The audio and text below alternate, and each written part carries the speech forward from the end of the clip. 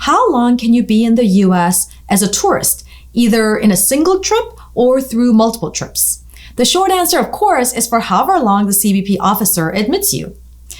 That would typically be for 6 months for a tourist, 90 days if you're a visa waiver tourist.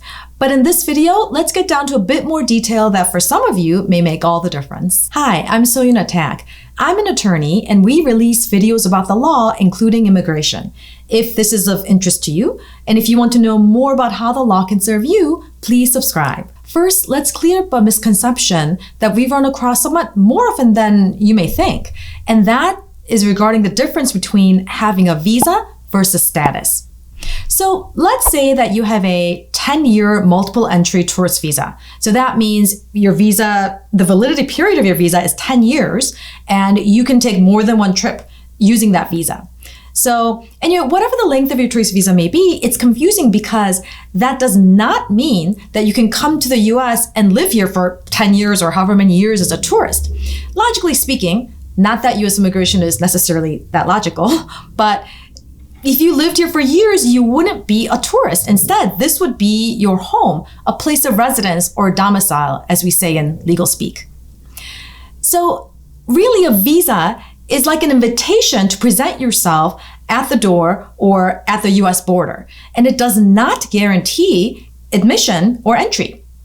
So whether you're actually let in or not, or for how long, is determined by the CBP officer, Customs and Border Protection. So the customs officer at the airport or other port of entry or entryway into the United States. And again, it's not the visa that lets you in, but it's the officer that admits you for whatever the period of, length of time. So I don't recommend you do this, but technically speaking, you can show up on the last day that of the validity period of your visa and still be let in for 6 months if there are no other issues. A typical tourist without issue is granted 6 months, regardless of whether you have a 2-week tour of the Grand Canyon and you have to get back right after that or whatever. Yes, so this means you have the option to change your mind and stay up to that 6-month expiration date. And here I want to point out that you really should check your I-94 record. And the link for that is here. And it's good practice always to check that I-94 record because it doesn't happen that often, but there can be errors. And if you're unlucky and you happen to have an error, that might cause you trouble later on. So that I-94 is the official governing document that shows how long you can stay. And I highly do recommend that you check that once you enter the United States. If you need to stay beyond that 6-month admission that you were granted, then there is the option to ask for an extension for up to 6 months while you are inside the United States. But I don't typically recommend this unless you have a really good reason. Now, if you're a visa waiver tourist, you're granted entry for 90 days with no extension. So, maybe it's worth doing a video on the differences between, if you have the option, entering with a visa or using the visa waiver program, or maybe even on doing extensions. But I guess that's something for a different time. How about through multiple stays or multiple trips as a tourist? For example, let's say you've stayed 6 months, then can you leave for a month and come right back for another 6-month stay? Assuming that your visa is still valid and you can present yourself for inspection and admission? No, that's highly unlikely to be granted to a typical tourist.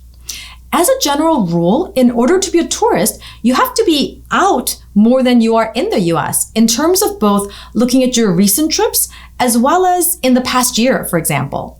Otherwise, again, it's more like you live here and you take trips abroad to be a tourist somewhere else. So if you have a, for example, 10-year or 3 or 5-year multiple entry tourist visa, and you use that visa and were inspected and admitted, and you stayed for 2 months, and that was without violating, of course, the terms or conditions of your stay, and then you went out for 1 month and tried to come back, that's worse than if you stayed out for 6 months and then tried to enter again. That would be a better scenario for being let in as a tourist by the CBP officer.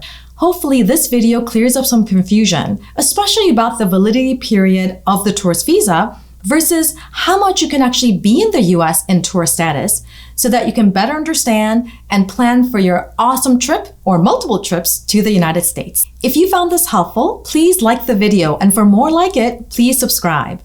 Also, please feel free to comment below about any topics you'd like us to cover, as we're definitely looking at those as we consider future videos. Again, I wish you wonderful travels to the United States. Have a great rest of your day.